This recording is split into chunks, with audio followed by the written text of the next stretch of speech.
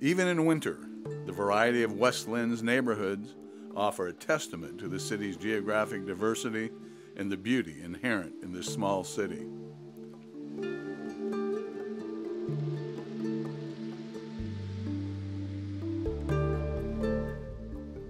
Known for its excellent schools, which often rate within the top echelons in the entire state, the city also provides numerous open and wild spaces, thereby nurturing that need for kids and adults alike.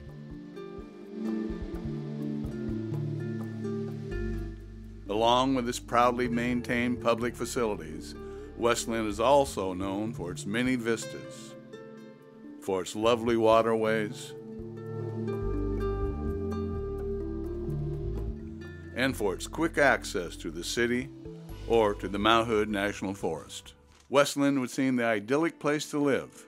However, the recall campaign against the mayor and 3 city councilors has unveiled a multitude of serious, perhaps even insidious problems pervading city government. Undertaking such a task is serious, arduous, and requires an unusual commitment.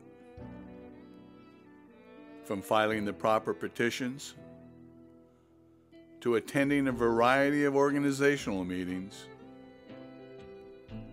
to knocking on doors, to gathering for petition signings, the residents who pursue this path are seeking a redress to what they deem to be several deeper issues within the government. The 2 most cited problems with West Linn city government are: 1, a weak city council that takes its orders from a hired employee, the city manager, and in conjunction, a systematic dismantlement of the democratic process by widespread curtailment of citizen input. In essence, government in West Linn is seen as upside down, with a council that won't say no, and one that continues to empower the city manager.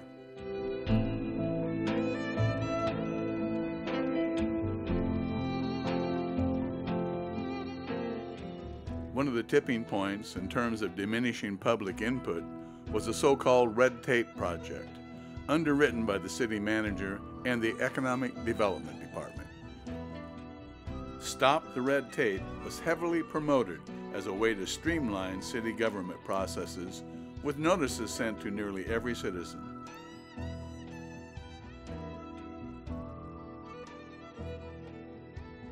The citizen-appointed Planning Commission revealed that the project was designed to curtail public input by rewriting a community development code, unbeknownst to most people. This rewrite cut back or removed citizens from the hearing process on land use development issues. The project eliminated neighborhood associations and chose only hand-picked citizens from business as its sounding board. Personal opinions now.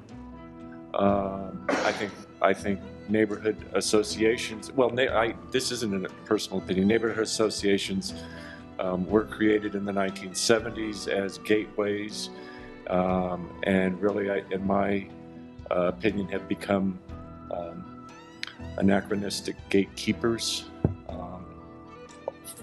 across a variety of opinion, but I think they bottleneck things more than they do good right now.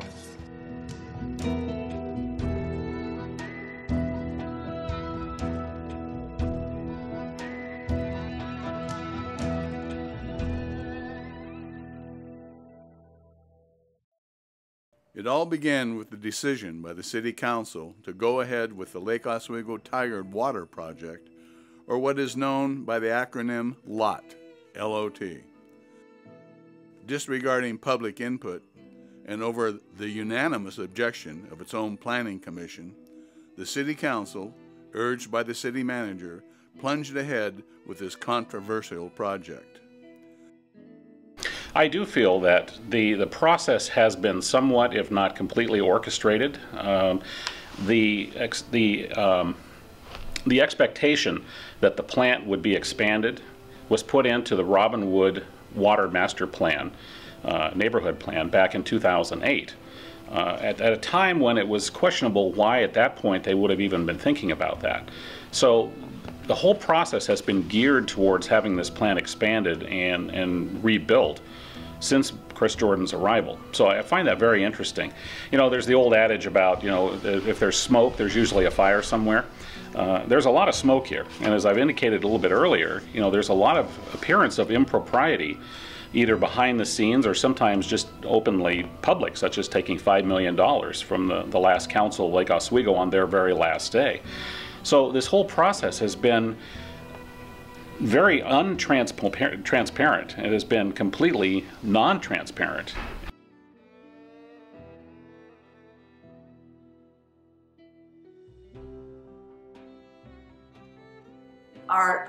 I'd like to think that the Lake Oswego Tigard water decision was the seed for the recall, starting the recall.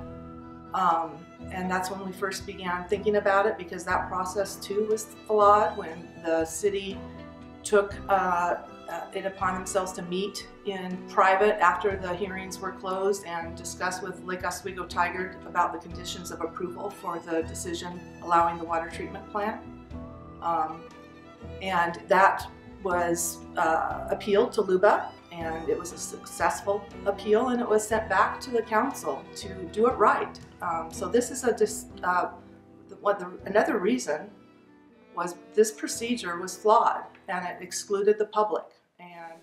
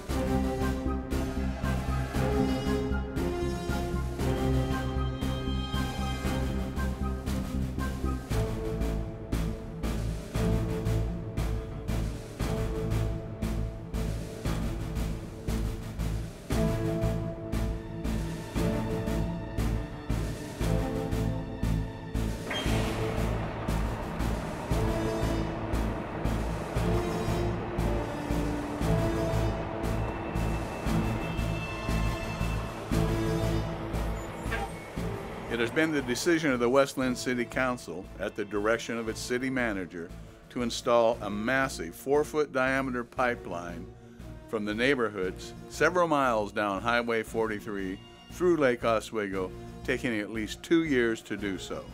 This pipe will draw 38 million gallons per day from the Clackamas River. Two questions that arise regarding the gigantic lot project are, what's in it for West Linn?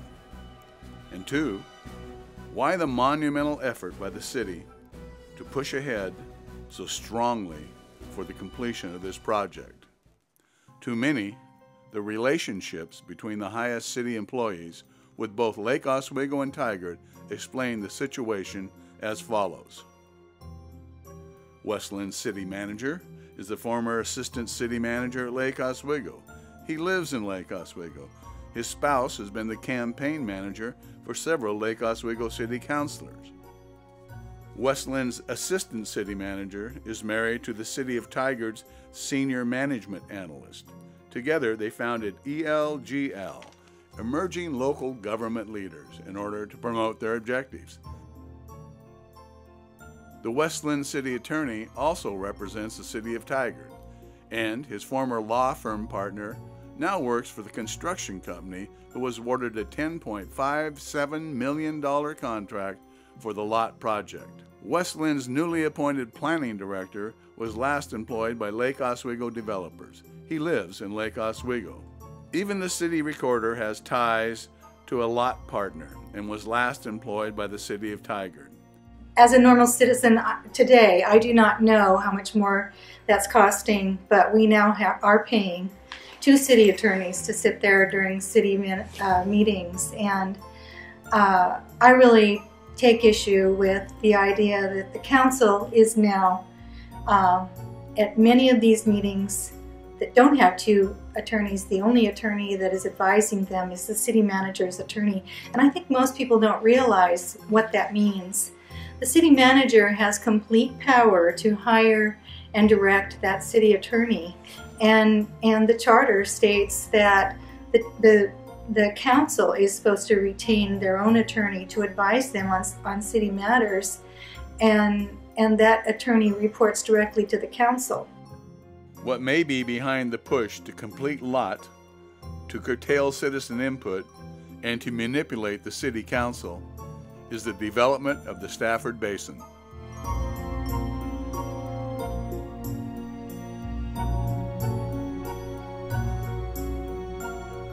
Really, I think the recall effort gets down to 3 things, and primarily those 3 things lead back to just the principles of democracy. In that, in a local government, democracy really should be the standard bearer, or the philosophy behind creating community. And I think what happens is that in any small town, and West Linn is no exception, there's issues of money, there's issues of power, and there's issues of, for lack of a better word or understanding, just greed. And so a lot of it gets back to business, and money are the real big issues here, and control. So it's power, it's money, and it's control. And I think city government realizes that with the proper people in place, it's not public stewardship that is controlling the actions and the policies.